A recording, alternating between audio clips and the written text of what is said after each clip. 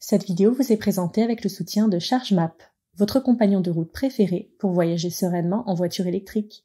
Bonjour à tous et bienvenue sur Automobile Propre. Si vous n'avez pas encore regardé l'une de nos vidéos publiées en ce début d'année, nous vous présentons nos meilleurs vœux pour 2023. Parmi nos souhaits, nous espérons que vous pourrez goûter à la mobilité électrique si ce n'est pas déjà fait. Et pourquoi pas avec un modèle que l'on va vous présenter aujourd'hui. Car si vous avez choisi de regarder cette vidéo, c'est pour découvrir les voitures électriques les plus attendues de cette année. Et vous allez le voir, certaines d'entre elles vont sûrement faire couler beaucoup d'encre. Mais avant de vous les dévoiler, jetons un petit coup d'œil dans le rétroviseur au chapitre des meilleures ventes 2022. On en a déjà parlé sur la chaîne, c'est la Peugeot i208 qui s'impose devant la Dacia Spring et la Tesla Model 3. Un podium constitué de prétendantes qui ont toutes subi l'inflation de plein fouet. Certaines plus que d'autres d'ailleurs.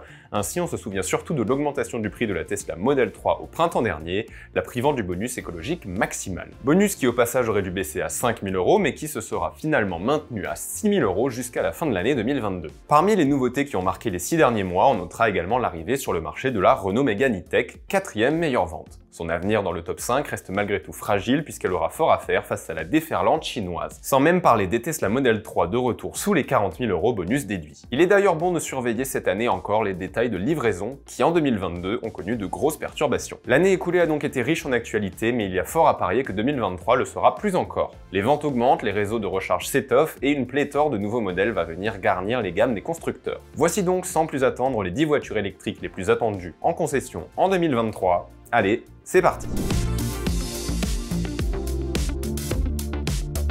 Kia ayant renouvelé le Niro en 2022, on guette l'arrivée de la deuxième génération de son cousin, le Hyundai Kona.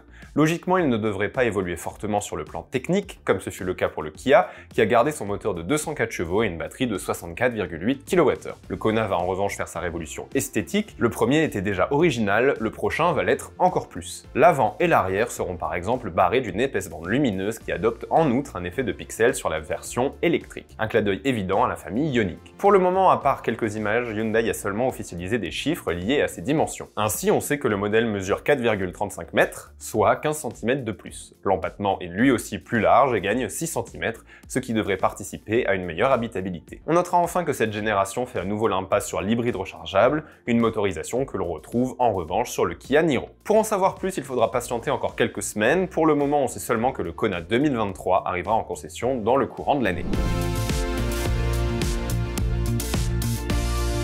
Depuis ses débuts, la Fiat 500e rencontre un franc succès, au point de se hisser à la 5e place des meilleures ventes électriques en 2022. Avec de tels résultats, Abarth, la célèbre marque sportive de Fiat, ne pouvait ignorer ce modèle. Voici donc l'Abarth 500e qui, sportivité oblige, promet des performances en hausse. Il faudra tout de même attendre les premiers essais pour confirmer les chronos, puisqu'en termes de puissance pure, on reste sur notre fin avec 154 chevaux et 235 Nm de couple.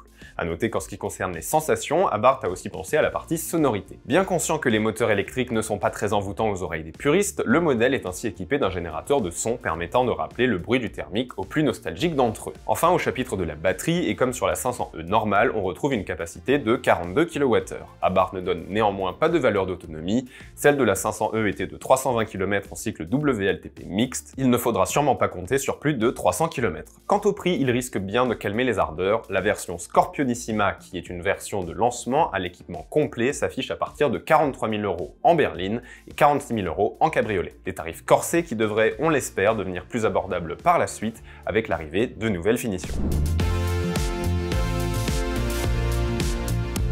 En 2023, Peugeot va mettre à jour la i208 avec un nouveau design, mais la plus grande nouveauté viendra de la 308 dans ses déclinaisons électriques. Une i308 qui a d'ailleurs choisi de jouer la carte de la sobriété. À commencer par le moteur, puisque sous le capot, c'est une nouvelle motorisation délivrant 156 chevaux pour 260 Nm de couple qui prend place. Une puissance relativement modeste dans la catégorie, mais qui sera amplement suffisante pour le quotidien. Même constat au niveau de la batterie où les curseurs n'ont pas été poussés très loin. Cette dernière d'une capacité de 54 kWh brut pour 51 kWh utile promet 400 km d'autonomie WLTP. Un peu juste sans doute pour les automobilistes qui attendent une certaine polyvalence dans ce segment.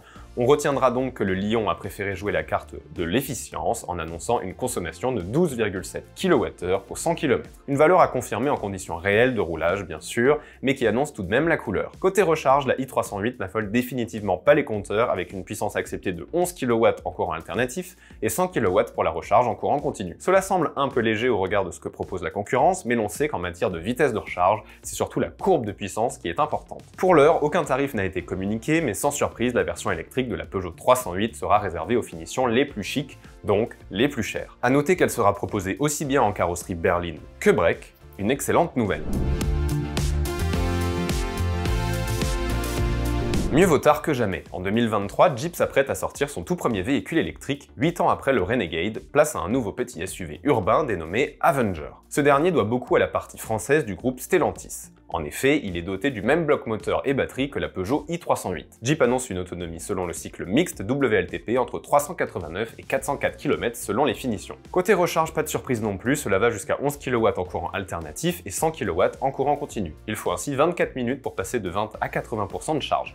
Si Jeep met en avant une garde au sol de 20 cm et de courts porte-à-faux, le modèle fait l'impasse sur les 4 roues motrices, tout du moins dans un premier temps. Du coup, pour lui assurer un minimum de capacité off-road, il bénéficie du Select Terrain, un anti-patinage évolué qui optimise le comportement sur des terrains glissants, et le Hill Descent Control pour gérer la vitesse dans les descentes. Le ticket d'entrée s'affiche à 36 500 € pour la finition de base et grimpe à 42 500 € pour la finition haut de gamme Summit.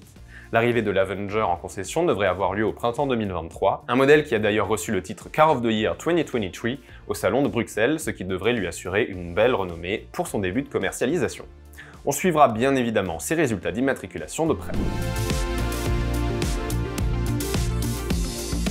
Sur le segment de la compacte électrique, la concurrence fait rage. Après la Renault Mégane et la MG4 l'année dernière, c'est au tour de Smart de proposer sa vision avec la Smart #1.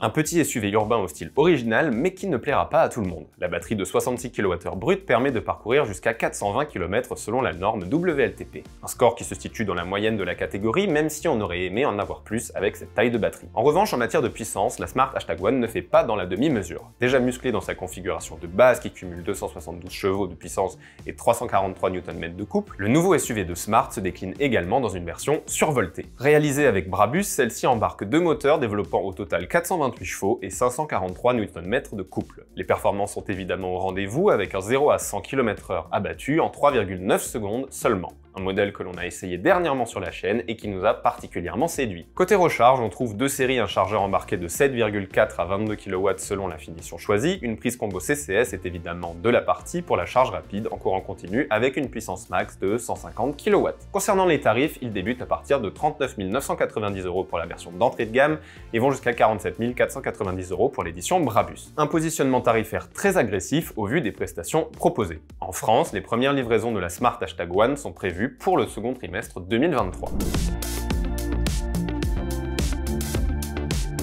S'il y a une voiture électrique de cette sélection qui est particulièrement attendue, c'est bien la Hyundai Ioniq 6. Elle devait d'ailleurs sortir initialement l'année dernière, mais arrivera finalement en concession cette année. Depuis son annonce, la grande berline de Hyundai a en tout cas fait beaucoup parler d'elle, à commencer par son design. Disgracieux ou au contraire magnifique, il s'agit là d'un avis subjectif. Ce qu'il y a d'objectif, par contre, c'est son CX de 0,21 qui en fait l'une des voitures électriques les plus aérodynamiques. Elle est très clairement attendue au tournant pour son efficience et on a hâte de savoir si elle sera au niveau de la Ioniq première du nom, qui fait office de référence encore aujourd'hui. Toujours est-il qu'en version propulsion, dotée d'une batterie de 77,4 kWh, elle annonce un joli 614 km d'autonomie WLTP. La Hyundai Ioniq 6 entre ainsi dans le club très fermé des plus de 600 km, aux côtés de la Tesla Model 3 ou de la Mercedes EQS par exemple. Pour ce qui est des performances, la version de base annonce 229 chevaux avec un 0 à 100 abattu en 7,4 secondes. Ce temps est réduit à 5,1 secondes pour la version 4 roues motrices, deux moteurs développant 325 chevaux. Disponible en 3 finitions, les prix débutent à partir de 52 200 € et peuvent aller jusqu'à 65 200 €. Des tarifs qui semblent avoir été calqués sur ceux de la Tesla Model 3, tout du moins quand celle-ci était encore à son prix le plus haut. La donne ayant désormais changé suite à la spectaculaire baisse des Model 3 et Model Y en ce début d'année. Pas sûr, cela dit, que Hyundai revoie sa copie à notre grand regret. BMW donne aux clients le pouvoir de choisir la motorisation qui leur convient. Chaque nouveau modèle existe ainsi en essence, diesel, hybride et 100% électrique. Après le X1 et série 7 en 2022, ce sera donc au tour de la série 5 d'avoir droit au préfixe i. Logiquement nommée i5, cette routière branchée se rapproche esthétiquement de la nouvelle série 5 thermique. Malheureusement, aucune image n'a encore fuité, mais sauf surprise, elle devrait s'en distinguer par quelques éléments de style qui rendront l'auto plus aérodynamique. La silhouette restera quant à elle assez classique, ce qui s'oppose au choix radicalement différent de Mercedes avec le QE. On devrait retrouver dans ses entrailles les éléments techniques moteur et batterie déjà vus sur les autres modèles de la gamme i. Pour rappel, l'iX propose propose deux versions de 326 ou 523 chevaux offrant jusqu'à 630 km d'autonomie. l'i4 de son côté offre 340 ou 544 chevaux au choix, avec une autonomie approchant les 600 km selon les puissances et capacités de batterie. Une version break touring sera également de la partie, mais ne devrait pas être dévoilée avant 2024. Actuellement, on compte 3 modèles électriques chez Kia, le Soul, le Niro EV et le V6. Mais seul ce dernier repose sur une plateforme dédiée à ce type de motorisation. Cela changera prochainement avec l'arrivée de l'EV9, un SUV XXL qui doit arriver chez nous cette année. Il sera le fleuron de la gamme sans pour autant changer la configuration technique connue sur le V6. Pour l'heure, seules des images d'un prototype camouflé sont disponibles. On devine ainsi mieux les grandes lignes de l'engin, même si celle-ci était déjà connue à travers le concept car présenté fin 2021. On retrouve donc par exemple les passages de roues anguleux ainsi que la troisième vitre latérale en forme de flèche. Malheureusement, pas d'autres détails à se mettre sous la dent pour le moment. Il faudra donc patienter encore un peu. Entre un EQC et un EQS SUV de luxe, il ne manquait plus que lui. On parle bien sûr du Mercedes EQE SUV, l'équivalent électrique du GLE. Comme son nom l'indique, il reprend la base technique et le look de la berline EQE en version surélevée, tout chemin. Rien d'inédit donc, aussi bien en matière de design extérieur qu'intérieur. À bord, justement, l'hyperscreen en impose toujours autant, avec une surface d'affichage qui atteint ici 1,40 m. Résolument high-tech et luxueux, la liste des options est pléthorique. Du choix, il y en a également au niveau des versions, puisque 4 motorisations sont au programme, allant de 292 à 476 chevaux pour la version AMG. Sous le plancher, une seule et même batterie de 90,6 kWh promettant de 375 à 590 km d'autonomie WLTP selon les versions. Côté recharge, ce sera 11 kW de série ou 22 kW en option. La recharge rapide, quant à elle, est plafonnée à 170 kW, permettant de récupérer 220 km d'autonomie en 15 minutes. A noter que la charge bidirectionnelle V2G est au programme, mais sera uniquement réservée au marché japonais. Enfin, sans grande surprise, les prix sont particulièrement corsés. Il faudra ainsi débourser un minimum de 93 150 € pour la version 350+ propulsion et jusqu'à 133 600 € pour l'AMG. Autant dire qu'on ne risque pas d'en croiser beaucoup sur nos routes.